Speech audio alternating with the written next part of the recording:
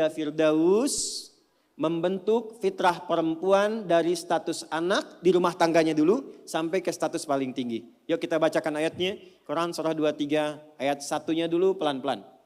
Qad aflahal mu'minun. Sudah? Saya pernah sampaikan, perhatikan terjemahannya. Akan menggenggam kesuksesan dan kebahagiaan. Setiap insan beriman itu. Jadi kalau kita sudah beriman, dan imannya digunakan untuk bersikap, bukan hanya dengan akal. Allah jamin cepat atau lambat akan diantarkan pada kesuksesan dan kebahagiaan. Bukan hanya sukses ya, tapi kesuksesan yang membahagiakan. Suami Anda sukses di pekerjaan, tapi kesuksesan itu tidak membawa kebahagiaan ke rumah. Nyaman gak? Gak membawa ketenangan, nyaman gak? Pilih mana? Kaya tapi gelisah atau miskin tapi tenang? Kaya tapi tenang. Tetap ya pilih ketiga. Lihat baik-baik. Maka lakukan semua dengan pendekatan iman. Kalau sudah pakai iman, bahasa singkatnya niatkan ibadah. Jadi ibu tugas apapun, ya Anda sebagai anak, sebagai istri, sebagai ibu dan ke atasnya, kalau berperan dalam kehidupan, kalau ada kalimat iman maksudnya niatkan ibadah karena Allah. Maaf dengan kalimat ini. Ibu merawat anak.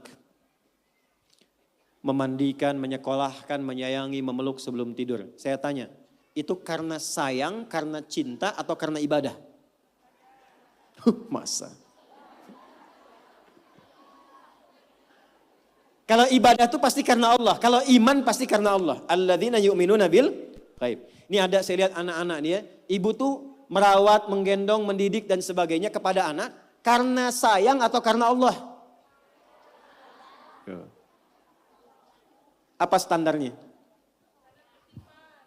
Standarnya ketika kita mengerjakan semua karena Allah, maka ukurannya semua yang dikerjakan akan dipastikan sesuai dengan ketentuan Allah. Di mana disekolahkan anak ibu? Jangan-jangan Anda mengatakan saya mendidik karena Allah, tapi Anda sekolahkan di tempat yang tidak pernah mengenal Allah. Di sekolahnya nggak ada pelajaran sholat, nggak ada baca Quran. Apa yang Anda berikan untuk anak Anda? Lihat pakaiannya. Katanya karena Allah, tapi dia menggunakan pakaian yang auratnya terbuka yang Allah nggak suka. Lihat mainannya. Apa yang ia kelola dengan mainan itu? Apakah mendekatkan pada Allah atau menjauhkan dari Allah? Lihat tayangannya. Apa yang dia tonton yang menjadi tuntunan dia dalam berkehidupan. Kalau ada anak kata-katanya kotor, ada anak perilakunya menyimpang, yang pertama dilakukan jangan dulu pojokkan dan marahi anaknya, kembalikan kepada sikap orang tuanya. Istighfar dulu.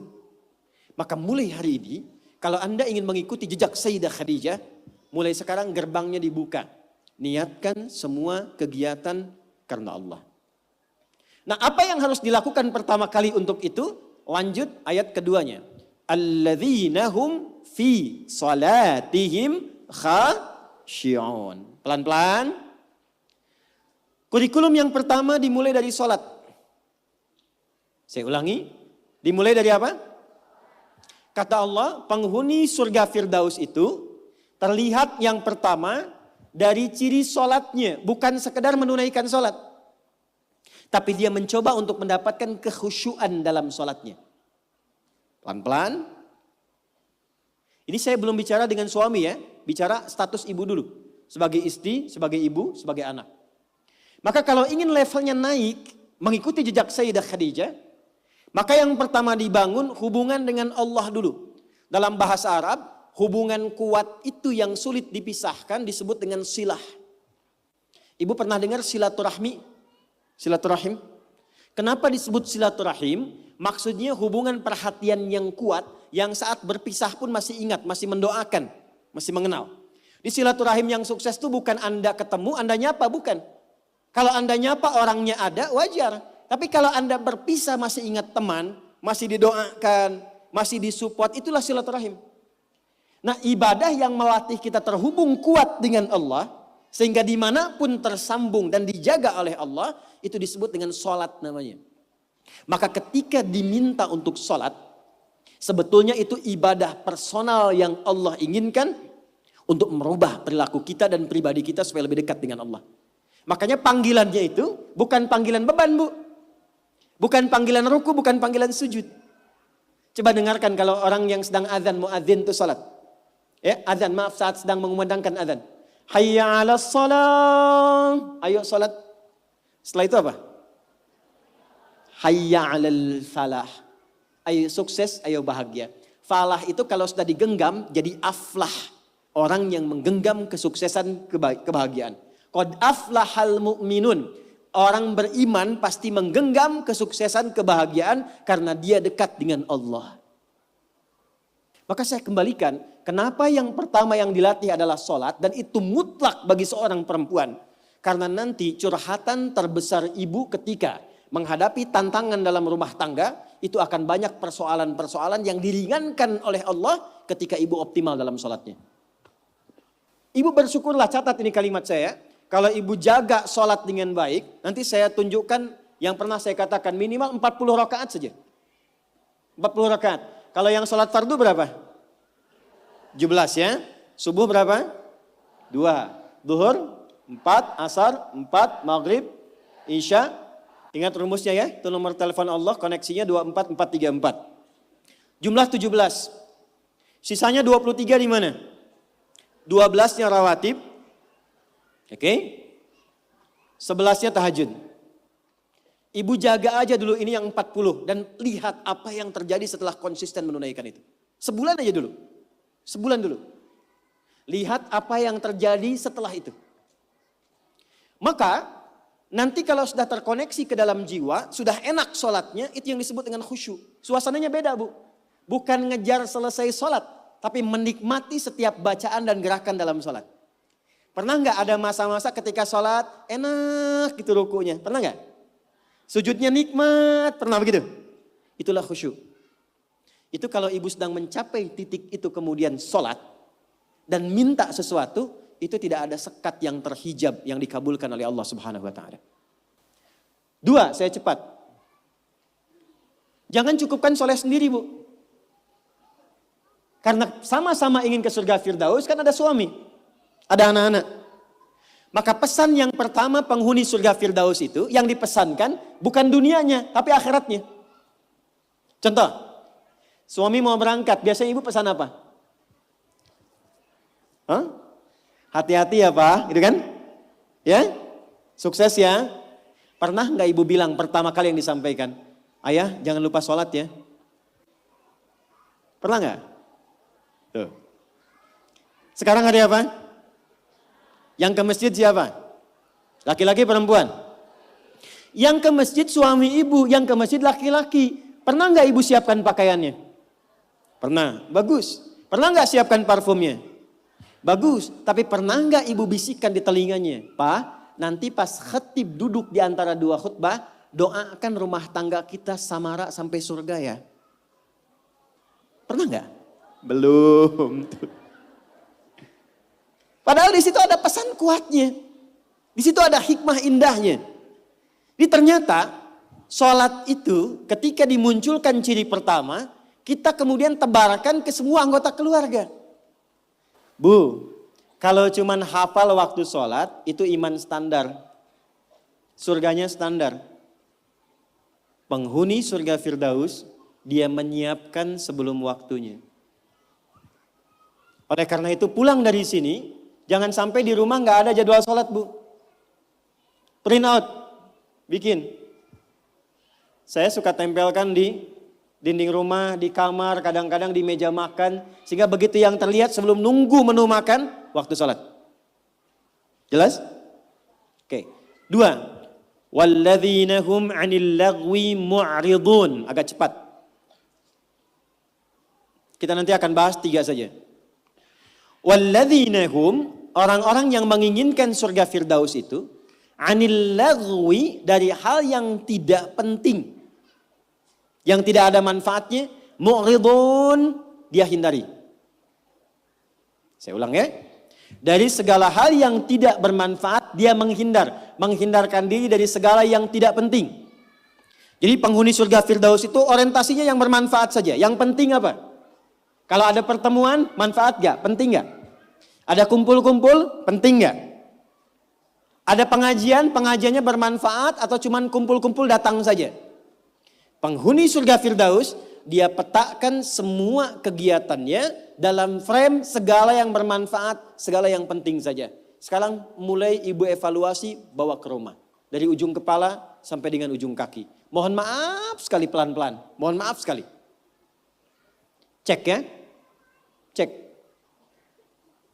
Coba agenda selama ini yang sudah dilakukan. Berapa kali lisan berkata yang tidak baik? Mata melihat yang tidak baik. Ibu punya agenda perkumpulan di mana saja? Anak-anak ditempatkan di tempat ngumpul di mana saja? Cek evaluasi semua, termasuk aktivitas suami, kira-kira bermanfaat gak untuk kehidupan? Dudukan semua itu, kemudian telaahi dengan baik, bikin kurikulum, maka mulai belajar misalnya ambil target per bulan. Latihan dari lisan dulu. Sepakat semua keluarga. Pak, anak-anak, kita sebulan latihan berkata yang baik-baik ya. Kalau ada nggak sepakat, katakan dengan cara yang baik. Kalau melihat ingin bertutur, katakan dengan cara yang benar. Yang tak bermanfaat, jauhi. Sekarang coba, ketika ibu bertemu dengan teman, bikin pengajian, bikin tempat kumpul, kalau ingin masuk ke dalam golongan surga Firdaus, pastikan bukan hanya profesinya. Semua apa yang dikerjakan, nilainya berada pada nilai kebaikan. 3, agak cepat. Walladzina hum lizzakati fa'ilun. Ternyata penghuni surga Firdaus juga gemar berzakat. Gemar apa? Baik, zakat itu berapa persen dari harta? 2,5 minimalnya. Bisa nggak berzakat kalau nggak ada uangnya? Hah? Berarti perintah berzakat sekaligus perintah untuk mencari materi kan? Supaya bisa zakat kan? Makanya dalam Islam nggak dilarang. Silahkan suami mencari nafkah, bekerja, ibu punya bakat bisa jualan. Sayyidah Khadijah jualan nggak? Pedagang nggak? Sukses nggak? Bukan cuma sukses, sangat sukses. Hasilnya luar biasa. Nanti kita cerita. Tapi yang ingin saya katakan, ibu kalau sekarang bikin hijab face misalnya, ada yang bikin kerudung, bikin kue, bikin macam-macam, itu nggak dilarang, silahkan. Sepanjang tidak mengabaikan tugas pokok yang ada di rumah yang melekat kepada ibu. Silahkan. Tapi niatkan tujuannya untuk apa? Niatkan tujuannya untuk mengabdi kepada Allah supaya bisa zakat. Terakhir, kita gabungkan ketiganya. Saya ulang, kita gabungkan ketiganya. Uang sudah dapat. Awas ya, ini untuk pribadi dulu. Dibawa ke rumah. Ibu olah. Biasanya harta suami pun kan diberikan juga ke ibu ya. Sehingga ada adigio mengatakan, harta saya, harta suami, harta. Oke, sekarang bawa bu, pelan-pelan ya. Mohon maaf nanti dengan kata-kata saya ini, karena kita akan mencoba menata lebih baik. Dan jangan mengecilkan orang lain. Ibu bawa pulang ke rumah. Maka kebutuhan pokok pertama kan untuk pemenuhan kebutuhan dalam kehidupan rumah tangga. Tarik ke pribadi. 1, untuk pakaian misalnya. Karena kita sekarang menaikkan level seperti Sayyidah Khadijah. Berpakaian yang bukan hanya pantas. Tapi Allah sukai dan menjadi support untuk suami. Maka perhatikan pakaiannya. Apakah cara berpakaiannya dan koleksi pakaian yang sudah dikumpulkan itu betul-betul menunjukkan pakaian yang disenangi oleh Allah. Contoh, perempuan berjilbab atau tidak? Saya ulang, berjilbab atau tidak syariatnya? Yang sudah berjilbab pertahankan, yang belum kita bantu, doakan, terangkan tentang keutamaan keistimewaan jilbab. Ternyata saking pentingnya jilbab itu, bukan hanya di dunia, di alam kubur pun ketika meninggal, kain kafan perempuan ditambah 1. Yang laki-laki gak punya. Apa itu? Kerudungnya. Saking pentingnya. Jadi ketika dalam kehidupan dunianya pun misalnya belum mengenakan sepenuhnya, itu saat pulangnya mesti dipakaikan kerudungnya dalam kafannya. Sebetulnya apa fungsi jilbab itu? Yuk, kita tarik dulu pelan-pelan. Buka Quran surah ke-33 Al-Ahzab ayat 59. Nanti setelah itu saya tarik kepada suami untuk mensupport. Surah ke-33 Al-Ahzab ayat 59. Ada ayatnya, ya ayyuhan nabiyyu qul li azwajika wa banatika wa nisa'il mu'minin. Ada? Yudnina min jalabibihinna. Dzalika adna an yu'rafna fala yu'dzain. Ada? Asalnya Bu, sebelum ayat ini turun, itu masih ada yang berkerudung, masih ada yang tidak berjilbab. Biasa saja. Tapi tiba-tiba ada kejadian. Perempuan muslimah malam-malam ingin ke toilet diganggu oleh preman-preman Madinah dari Yahudi. Maka dilaporkan kepada Nabi, turunlah ayat ini. Maka Allah sampaikan, ya ayyuhan nabi, wahai Nabi, qul li azwajika, mulai hari ini sampaikan pada semua istrimu, wa banatika, anak perempuanmu, dan nisa'il mu'minin, bukan cuman perempuan, nisa'il mu'minin, perempuan-perempuan yang memang merasa punya iman, yang yakin dengan anugerah Allah. Yudnina min jalabibihinna, mulai detik ini kenakan jilbab oleh mereka. Dzalika adna an yu'rafna, maka ketika jilbab dikenakan, aku akan perhatikan sebagai identitas untuknya. Di identitas ibu sebagai perempuan di hadapan Allah itu, salah satunya ketika ibu mengenakan jilbab yang dikenakan itu. Dengan model apapun. Tapi belum berhenti ayatnya, belum berhenti. Perhatikan kalimatnya. Asa ayyu'rafna, maka ketika dia kenakan jilbab itu, semua mesti kenali. Dialah perempuan yang beriman. Fala yu'dzain, dan setiap laki-laki yang beriman mesti punya komitmen melindungi dan menjaganya. Jadi ketika ibu kenakan jilbab itu kami yang laki-laki, yang pria-pria mukmin ini, itu terikat dengan komitmen kepada Allah. Kalau ibu ada yang ganggu, ada kesulitan, kami mesti bantu. Itu asalnya. Di Allah turunkan ayat hijab, jilbab itu bukan sekedar ingin menutup, tapi memberikan kemuliaan pada perempuan. Dan ini fikih jarang diketahui laki-laki juga. Jadi ketika ibu ke pasar nih ya, kesulitan misalnya, beli beras sulit, terlihat ibu pakai jilbab tuh. Itu laki-laki itu yang melihat itu langsung respon bantu. Dan Allah jadikan itu mengikat dalam fitrah hati setiap insan beriman. Itu poinnya. Sekarang ingin saya katakan, ketika Allah memberikan hadiah yang sangat luar biasa dan mengistimewakan, diambil gak? Diambil gak? Maka perhatikan, kalau di era Sayyidah Khadijah hasil niaganya diserahkan untuk dakwah Nabi, maka di era kita dibalik. Apa yang dihasilkan oleh suami diolah oleh istri perempuan, ada pendapatan dari istri dikumpulkan, coba dari situ kreasikan untuk membeli atau mendapatkan sesuatu yang Allah sukai. Punya anak perempuan, apa yang Allah sukai dari perempuan ini? Ibu kalau nggak percaya silakan ya, kasih makanan yang halal, kasih pakaian yang paling benar, nanti cek, masukkan dia ke sekolah Quran. Demi Allah saya katakan, tidak tunggu lama dia akan cepat mendapatkan hafalan Qurannya. Karena ibu menyiapkan dia untuk mendapatkan kalam Allah dengan penampilan yang Allah sukai. Jelas?